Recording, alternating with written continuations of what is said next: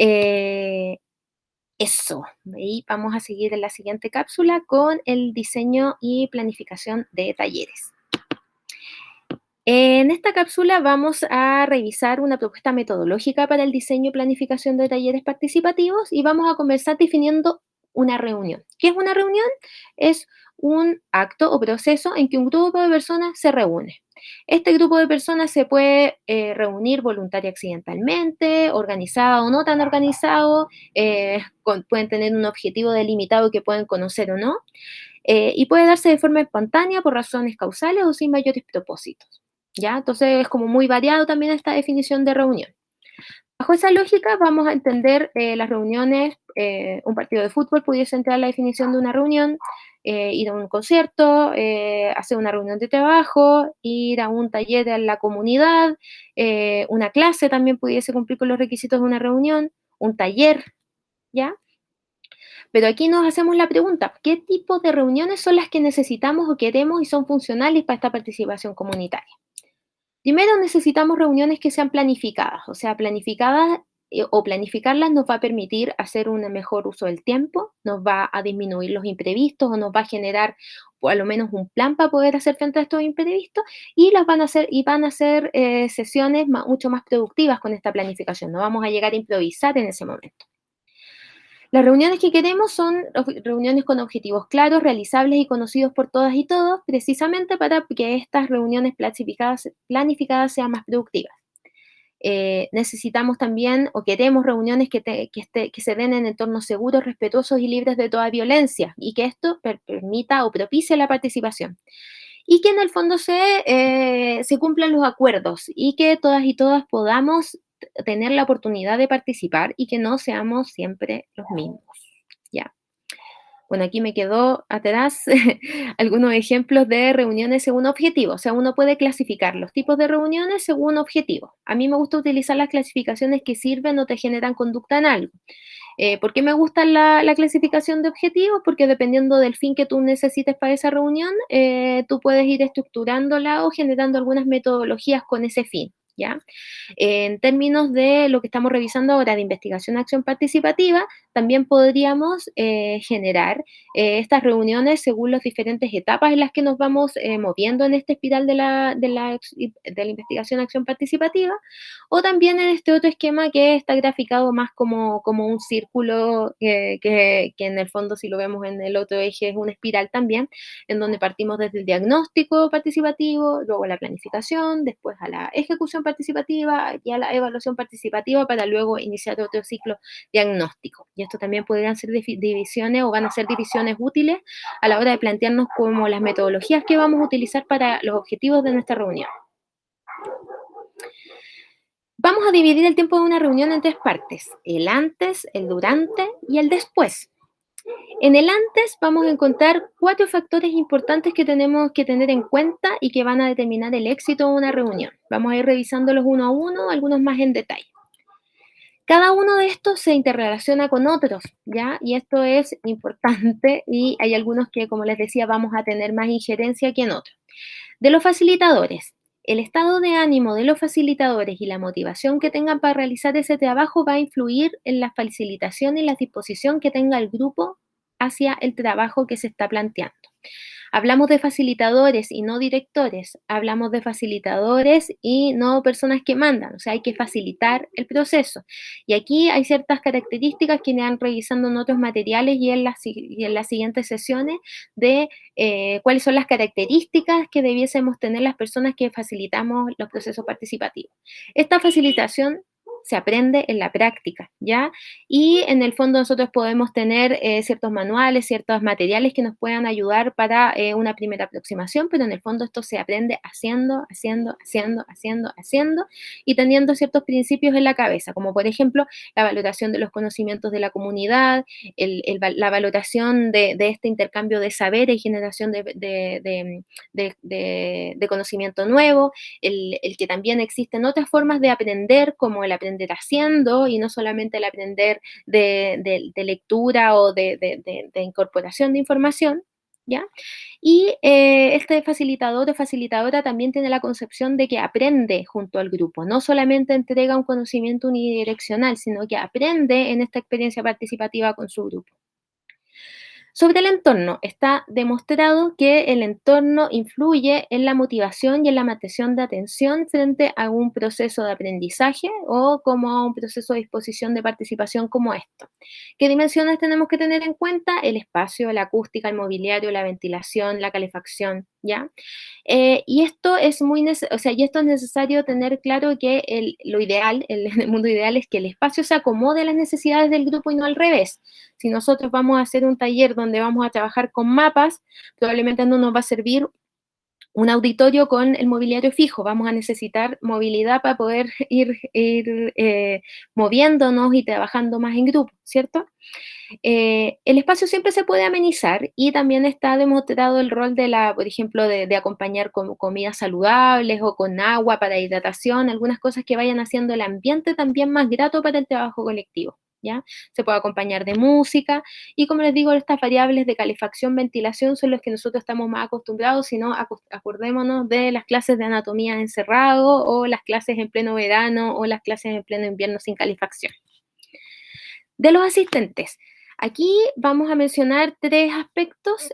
Uno tiene que ver con la experiencia previa de participación que tenga ese grupo. El nivel de participación que ya tuvo es nuestro basal. No vamos a esperar que tengamos, vamos a tener empoderamiento así como magia en una comunidad que nunca ha participado ni siquiera de procesos de bajo nivel de participación. Entonces aquí lo que nos planteamos es primero diagnosticar o observar con qué trae de experiencia participativa este grupo para ir desde ahí tener nuestra base para ir subiendo paso a paso de experiencia en experiencia a niveles superiores de participación. Aprender a participar y dejar participar se aprende en la práctica. También va a depender de la demanda y problematización de participación. A veces están los espacios de participación, pero no hay una demanda, problematización por parte de las personas a las que está dirigido ese espacio de participación en querer utilizarlos. Y eso también influye en la disposición que tienen los asistentes para trabajar con nosotros en estos talleres o en estas reuniones. Hay en grupos, si los grupos se conocen, probablemente van a tener dinámicas grupales ya instaladas y estas pueden ser favorables o desfavorables para el trabajo de grupo dependiendo de cómo se vayan dando. La característica de los líderes es súper importante. Muchas veces uno se encuentra con dirigencias que acaparan todas las tareas y se hacen imprescindibles para el trabajo comunitario y dejan de entregar la oportunidad a que otros aprendan también a gestionar o a generar em, características o aprendizajes o habilidades de líderes comunitarios, ¿ya? Aquí las técnicas de psicología grupal o cómo se van agrupando, desagrupando los grupos son importantes de tenerlas en cuenta como herramientas. Y por último, la composición del grupo. No es lo mismo tener un grupo homogéneo en donde tenemos todos de la misma idea, los mismos intereses y temas generativos, a cuando estamos con un grupo que no se conoce, que todos son distintos, son de distintas edades. Vamos a tener que quizás ahí mezclar ciertas metodologías o poner énfasis en ciertas etapas de la planificación en donde vamos a trabajar cosas o objetivos que necesitamos para nuestro trabajo durante todo este proceso. No es lo mismo un grupo que se conoce desde antes, en donde incluso pueden pelearse, a grupos en donde no se conocen y a lo mejor vamos a tener que destinar más tiempo de nuestra planificación para que generen trabajo de grupo, ¿ya? Y los temas también generativos, como decíamos, los temas de interés, van a depender también de esta composición de grupo.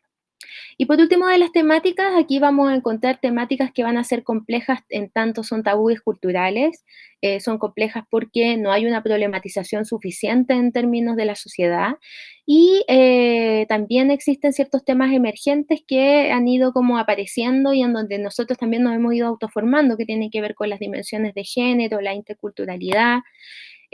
Aquí en estos ejemplos siempre ponemos esta foto de los abuelitos porque no es lo mismo hablar de sexualidad en el adulto mayor que hablar a lo mejor de sexualidad en el adolescente.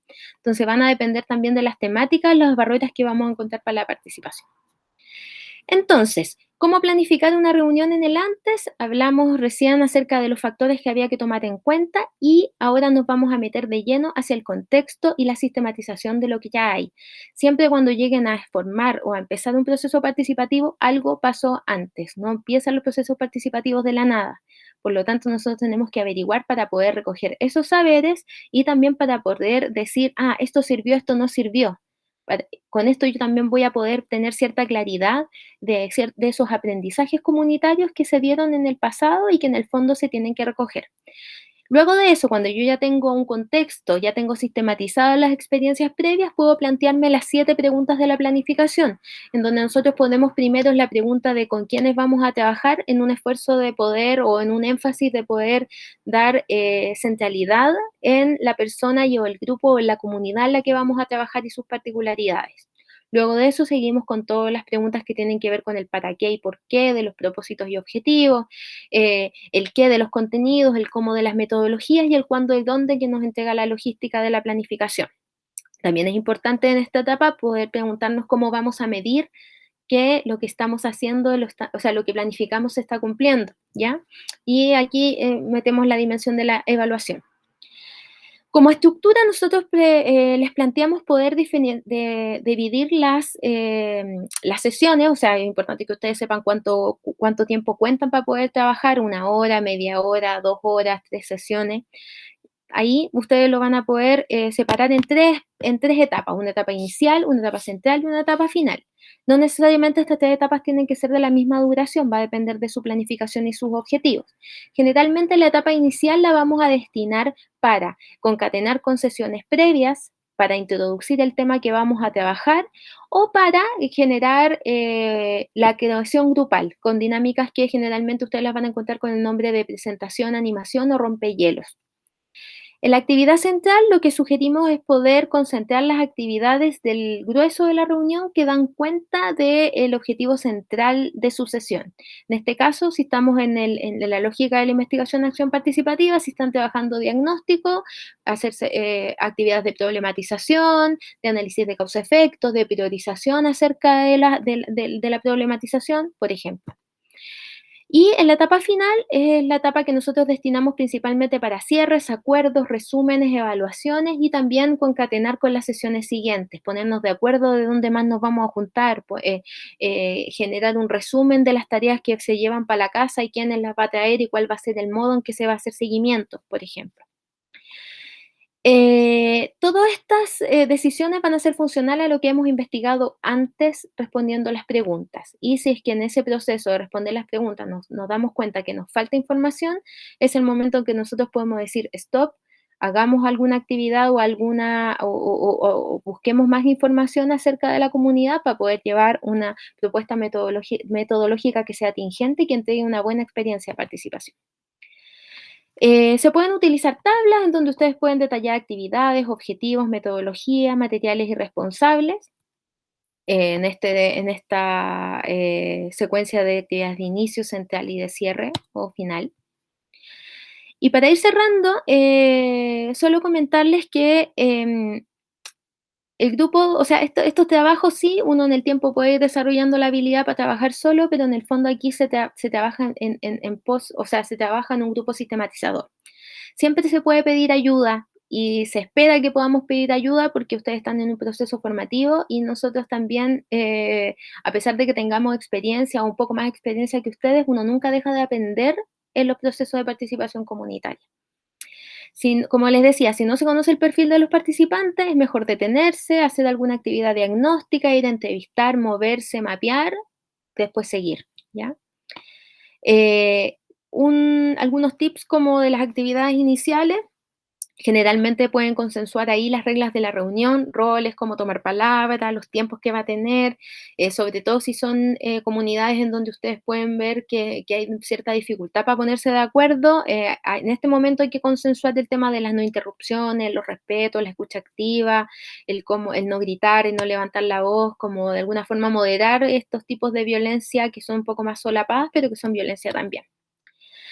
Como les comentaba, la actividad central, la idea es que lo puedan enfocar según los objetivos y aquí las etapas de la espiral de la investigación-acción o de este círculo de diagnóstico, planificación, ejecución y evaluación participativa pudiese también guiarles un poco más en dónde buscar o qué actividades buscar según estos objetivos, ya que nos encontramos con una gran cantidad de manuales en donde nosotros, según el objetivo que tengamos para nuestra según nuestra planificación, podemos buscar actividades o metodologías específicas para poder cumplir esos objetivos. Estos manuales ustedes los pueden encontrar así como separando las metodologías según el tipo vivencial, actuación auditiva, pero esta es la que más a nosotros nos gusta, que tiene que ver con los objetivos, en donde ustedes pueden trabajar sesiones con metodologías de rompehielo, de presentación, animación, de análisis general, o sea, de diagnóstico, de abstracción, de comunicación, de organización y planificación, hasta niveles más elevados de reflexión y análisis, como son el análisis de estructura social, económica, política, ideológica, etcétera, en relación a la educación popular de Paulo Freire, que son algunas metodologías que vamos a revisar en las siguientes sesiones. Las actividades final de cierre, aquí en general nosotros hacemos acuerdos, resumen y evaluación y como les digo vamos a seguir revisando más adelante algunas metodologías en específico. En el durante, importante la flexibilidad, la toma de registros, sobre todo si vamos a generar un proceso de sistematización posterior, el estar pendiente siempre de la lectura de grupos y que esto va de la mano con la flexibilidad, de que esta lectura vaya ahí trabajando en que vayamos cambiando lo que tengamos que cambiar para cumplir los objetivos. Definir quién toma acta para poder dar un seguimiento posterior a las tareas en el después de la reunión y el gestión del tiempo, porque en el fondo el tiempo es limitado, debésemos mantener o cumplir los horarios que nosotros definimos para que se mantenga una participación.